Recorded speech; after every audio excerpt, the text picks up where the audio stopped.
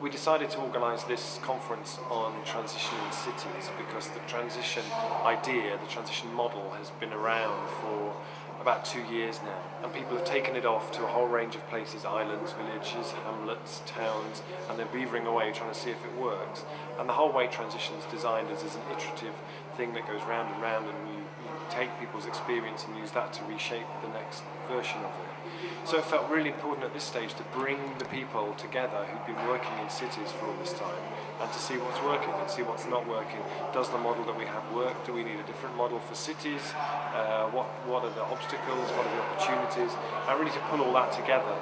So the way that we've designed this event that we've been running here in Nottingham for the last 2 days has not been a conference in the traditional sense of the word, where you fill a hall with people who sit and listen and learned people get up and give PowerPoint presentations.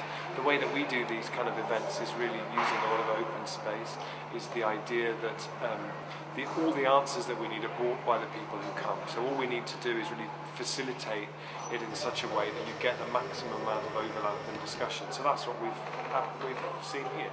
Lots of open space, lots of discussion, people choosing their own topics to lead workshops on, to run discussions around, and that's where the energy lies. That's where the ideas start to fly. That's where the passion really gets communicated, and that's what really underpins this whole transition process, is us learning from each other, from our successes and failures. So north, south, east, west. If you can arrange yourselves. Oh, and Paris. Yes.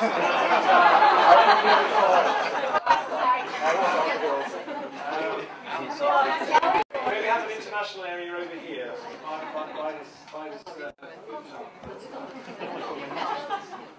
Nottingham's right in the middle. Okay, so the international corner over here. So if you arrange yourselves like that, then what we'll do is we'll move among you and hear your stories. In Paris?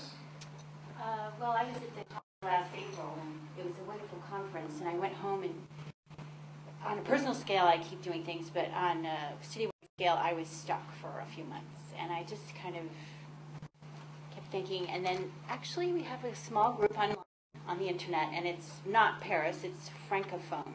So we have Belgium, and we have Switzerland, and parts of France. It's actually, things are happening almost by themselves. There's a lot of things been translated, the manual, and we've had some online meetings and had some great connections, and so finding out about Belgium, that is really the Flemish part, which is really doing some great things. And I'm trying to make some connections with groups. We've talked to the Friends of the Earth in the Paris region, so it's slowly moving ahead, and I got interviewed on Monday about the conference for a magazine article in French. Fantastic. So, thank you. And in Barcelona? Okay, in Barcelona there's loads of different diverse groups doing lots of different things, but they haven't been drawn together yet as a transitional movement. But we do have some political experts and some transitional experts living there, so there's a slight feeling of mañana, like we do. Slightly slower over there. We have some people who are really keen to move this thing forward, so hopefully watch this space, something will happen in Barcelona soon. Fantastic. I'm from Ghent in Belgium. We've just set up a new group, and there are other groups on their way in other parts of Belgium as well. We're also translating the book. I don't know how many groups we have, but I think about 30 in Belgium and in the Netherlands we're working together. Yeah, we're only just starting, and one of the questions in the beginning was at what scale do we work, neighborhoods or the whole city, and we've our own way, and we'll see whether it works, and we'll be happy to share. Okay, somebody else down this end, would they like to say something about their views on this? I've spent the past few years travelling the world, visiting many, many big cities, seeing a lot of the poverty, and the scale of the problem is really what drives my pessimism, I'm afraid. It is a very, very big task to change a city.